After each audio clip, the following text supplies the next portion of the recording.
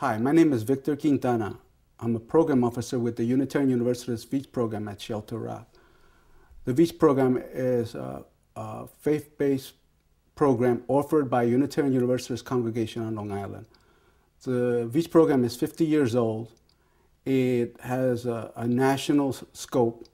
We have over 200 grantees. The focus of our grant making is to support social and economic justice organizing, and also efforts to strengthen our democracy. I, in particular, have been involved with GCIR for nearly a decade. I've served on the GCIR board. GCIR's commitment to supporting the just and equitable treatment of immigrants is in keeping with Unitarian Universalist values, particularly the commitment of Unitarian Universalists to value the inherent worth and dignity of every person. One of the strengths of GCIR is that it brings together foundations and grant makers who have diverse missions and pursue different strategies. For us, this provides a big tent, which we think is where we want to be, working with people who don't have the same mission and strategies that we do, but who care about immigrants and refugees.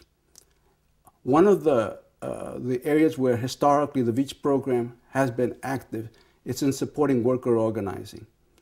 In GCIR, we found a partner who also was interested in protecting and advancing the rights of workers, particularly immigrant workers. And it's an institution or a group that understood not just the contributions that immigrants make to the economy, but also the challenges that they face. For me, one of the highlights of the work that GCIR has done around immigrant rights occurred in 2002. That year, GCIR partnered with the Neighborhood Funders Group to organize a delegation of over 20 foundations and grant makers to visit Nebraska to learn about conditions in the meatpacking industry in that state. During those 2 days, we met with many people. We met with workers who were members of Omaha Together, one community, which was a community group that was helping them work with the United Food and Commercial Workers to form a union, because the conditions on which they operated every day when they went to their workplaces were pretty challenging. They worked in these cold settings where they were lined up on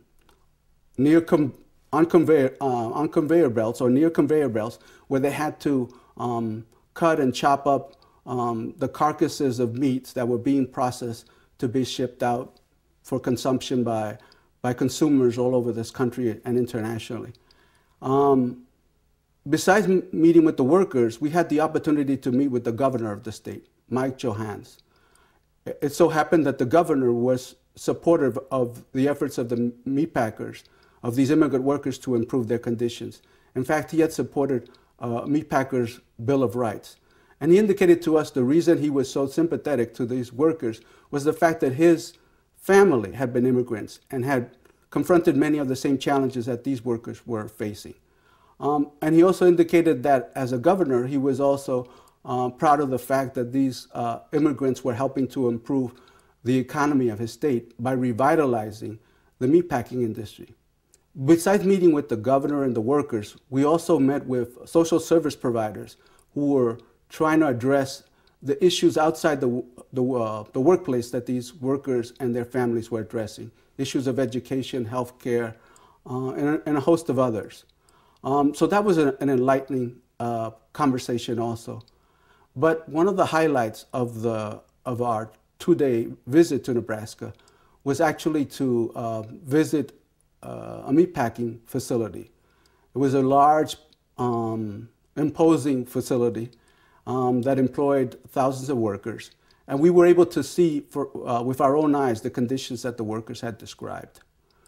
After we left, many of those funders, or some of those funders, I would hope it had been many, but I could say it was probably some, decided to support the work of Omaha Together, One Community, to help the workers form a union. And about a year and a half later, the United Food and Commercial Workers Union was able to organize one of the facilities, one of the companies that employed these workers. A year after the site visit to Nebraska, GCIR again partnered with the Neighborhood Funders Group to publish a report on the conditions that immigrant workers were facing nationally. The report was entitled Newcomers in the Workplace. And what this report did was outline many of the industries in which immigrant workers were either the majority of the workforce or a growing portion of the workforce. And this included janitorial services, meatpacking, agriculture, domestic workers. It was a host of industries. And what the report did, besides indicating the industries in which immigrants were concentrated, it also outlined programs and strategies that foundations and grantmakers could employ to help these workers improve their workplace conditions, but also the conditions in their communities. Since then, GCIR has continued to be active on the issue of immigrant rights in its convenings, through its publications, through its teleconferences and its webinars.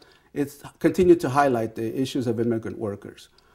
Just recently, it organized a webinar on organized labor's role in comprehensive immigration reform. That webinar had a labor leader and an activist who talked about the plans that the labor movement had to help advance a national legislation that would move 12 million workers out of the shadows. As we all know, our country is facing the deepest and worst economic crisis since the Great Depression. There are forces that are using this crisis to scapegoat immigrants, particularly immigrant workers. The role that GCIR has taken is to try to educate philanthropy as to how it can address the misinformation that these forces try to portray to the public. But GCIR does something more important. It helps funders build strong communities in which immigrants are valued, in fact, where everyone is valued.